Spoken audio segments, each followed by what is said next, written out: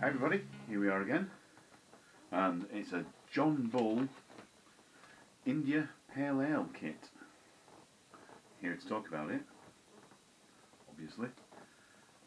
It did have a full head. That is due to the fact that I've got on one of my barrels a sparkler tap, which I need to do a review on shortly.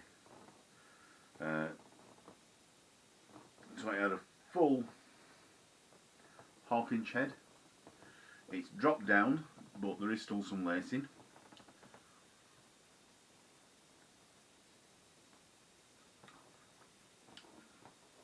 And it's quite nice. So,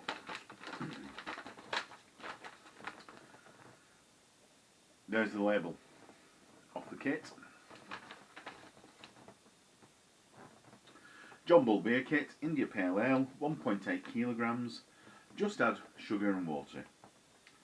See best before and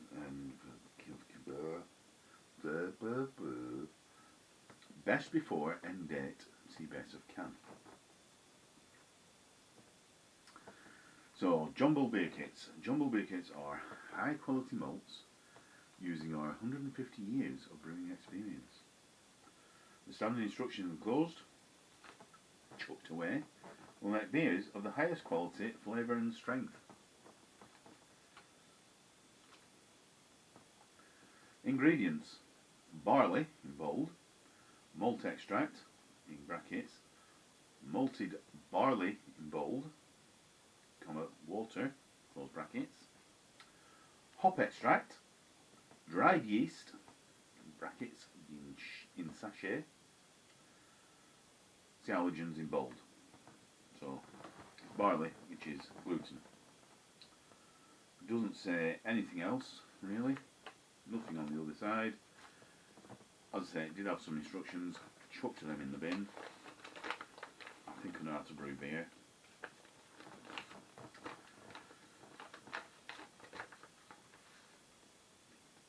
The label isn't the best to get off.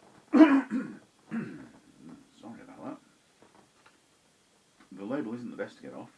It's only glued on in one part, but it's glued on both the label and the can with a glue that doesn't want to come off. Let's put it that way. It's one of those forever sticky glues. It's not, no. It's worse than that. It's one of the glues that dry on, don't come off, but go sticky with heat. Yeah, right. Enough waffling about the label. So, some facts and figures. Starting gravity 1046 at 23 degrees C. Finishing gravity 1008 at 24 degrees C. So, it's not worth changing any of the figures due to temperature. Came out at 5.1%. Cost of the can was £12.95, 65p or so for a standard bag of table sugar. Actual weight in 2 kilos, which is slightly cheaper. Right, so back to the beer. It's clear. It's a nice amber, pale brown colour.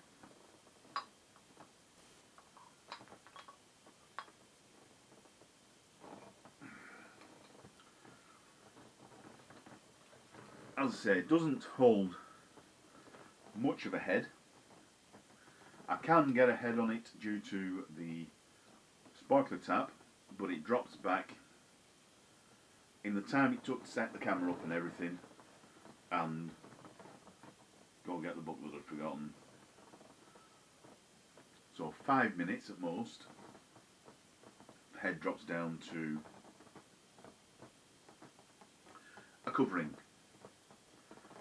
It does still leave lacing on the glass,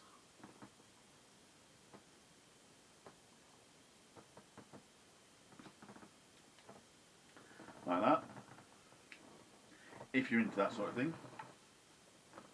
I was going to put it down then. Why am I putting it down? We're trying it, aren't we? It's not a bad beer. I've never made it before.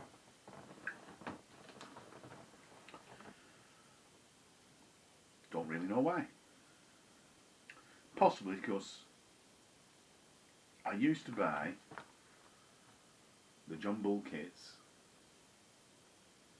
at a certain supermarket because it was on my way home and I was passing. I should have been buying them from my homebrew shop. I did used to buy kits from the homebrew shop as well, but only when I went to pick gas up. A weekly sort of run-of-the-mill stock up I used to buy from the supermarket on the way home. Won't mention the Murray name, but yeah, they don't do kits anymore anyway. So, but they never used to do the India Pale Ale. They only did the best bitter. The stock was limited to a John Bull best bitter and a Geordie best bitter, I think, and some wine. Wasn't a huge range, shall we say. But, so, first time of trying, it's not bad.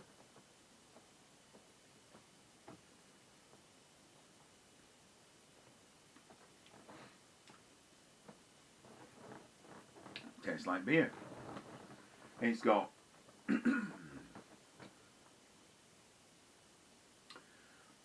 a malty and a slight toffee notes to it.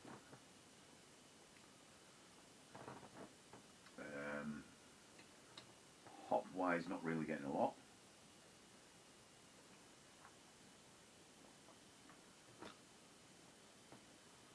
Getting a bitterness.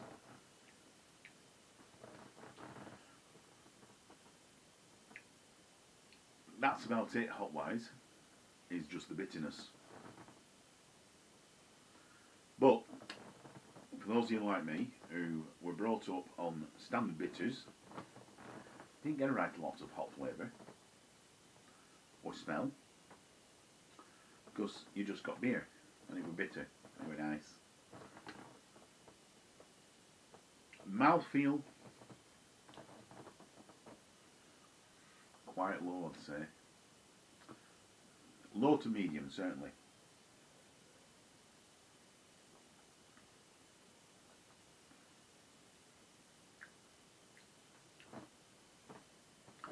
Mouthfeel's low. Yeah, it could have improvement with that.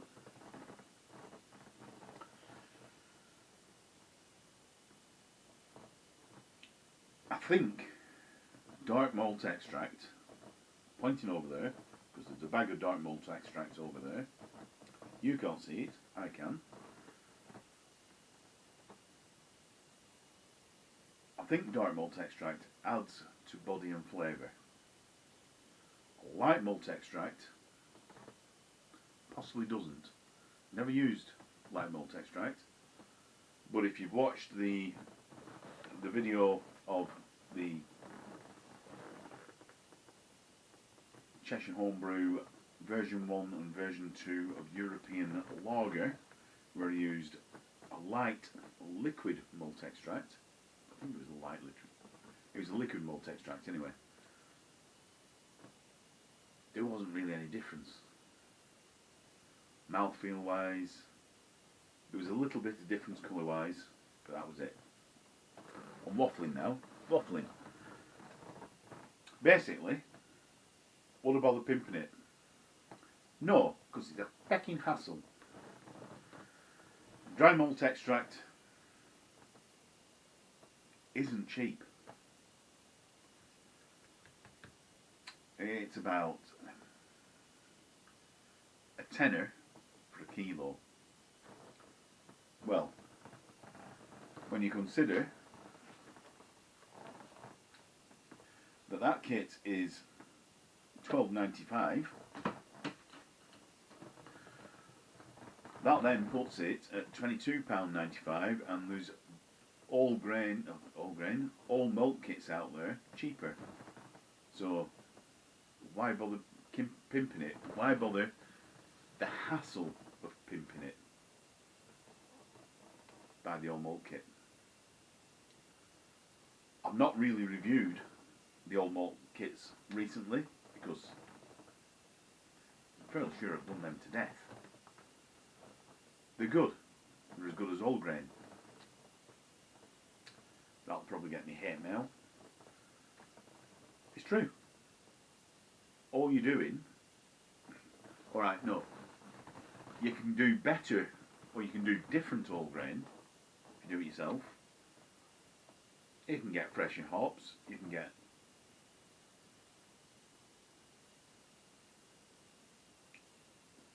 different flavours. But if you find an all malt twin can kit that is to your personal taste, it's so much easier, so much quicker. It takes an hour out of your time rather than a full day. I ain't got a full day to mess about doing all grain all the time. Yes, I like doing an all grain batch. I feel a sense of achievement. Is it better? No. Hey ho. Right. That's enough waffling.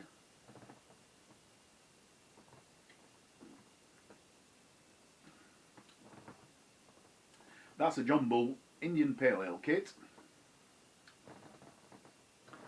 First time I bought it. Not a bad beer. Would I buy it again? No. Right. Like, comment, subscribe. See you next time. Cheers. Bye.